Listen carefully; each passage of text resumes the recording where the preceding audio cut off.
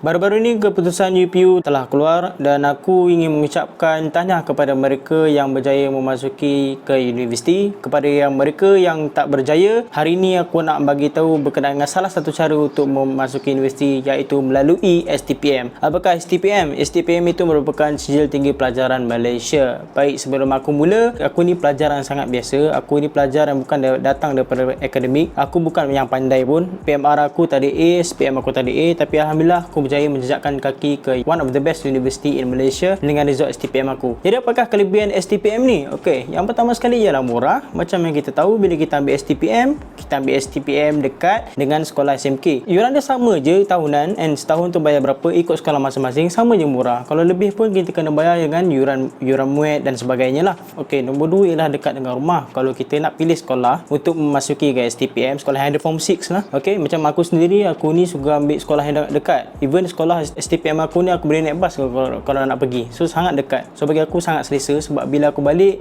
aku boleh tidur kat rumah, and then aku boleh jumpa family aku. Jadi bagi aku selesa lah dengan benda ni. Okey, nombor 3 ialah tempoh mengajar yang pendek. Macam kita tahu, STPM ni dia mengambil masa 3 semester, lebih kurang roughly setahun setengah. Dia agak lebih sikit berbanding dengan matrik dan asasi, tapi dia sangat kurang kalau nak dibandingkan dengan diploma. Jadi ini merupakan salah satu jalan yang singkat kalau kita nak masuk ke universiti.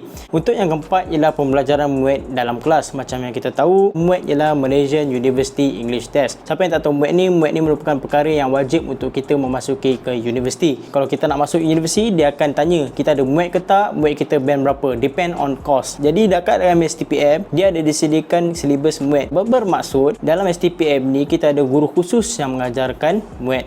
Kita ada masa yang khusus untuk pembelajaran MUAT. Jadi kelebihan ada diletakkan kepada pelajar-pelajar STPM kerana boleh mengambil MUAT dalam silibus STPM itu sendiri. Macam aku dapat bertuah masa zaman aku waktu MUAT test, speaking test, masa bercakap tu 2-3 orang tu satu grup. Aku grup dengan kawan-kawan aku, jadi aku confident kan, aku boleh bercakap, aku boleh selesa kan. Kelebihan kat situ lah dengan member-member STPM aku. So alhamdulillah aku dapat MUAT band 4 dengan berkat guru yang diajar dan kelebihan yang ada dekat dalam STPM. Yang kelima ialah yuran repeat yang murah. Sesiapa yang ambil STPM dia akan repeat. Tak semestinya repeat kerana gagal, tapi repeat kerana nak naikkan kita punya CGPA. Semua pelajar buat macam tu kan. Macam aku sendiri, aku pernah repeat subjek yang C, aku nak naikkan jadi A, jadi aku repeat. Yuran dia murah je, satu paper 50 kan, kita ambil sekaligus. Lepas SEM 3 dia akan ada masa untuk repeat dan kita akan repeat sekaligus. Jadi sangat murah, sangat senang, tak payah repeat SEM dan sebagainya. Seterusnya ialah jarak antara habis STPM hingga degree yang lama. Okey, macam yang kita tahu, jarak bila kita habis STPM dah lebih kurang ujung bulan 12 sampai next intake untuk degree dalam lebih kurang bulan 9 ataupun ujung bulan 8 macam tu. Lepas tu kita ada lebih kurang 9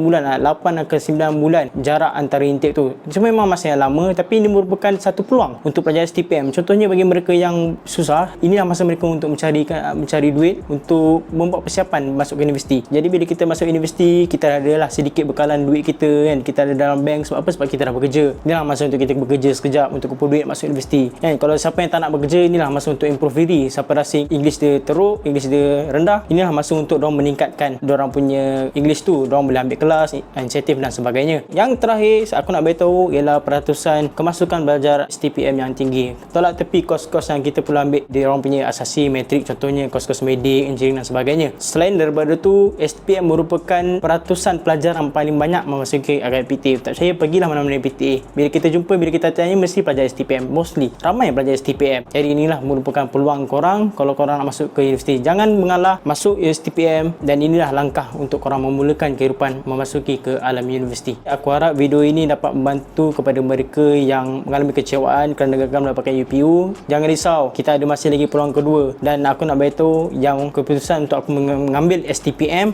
merupakan keputusan yang terbaik yang pernah aku lakukan dalam kehidupan aku. Okay, terima kasih.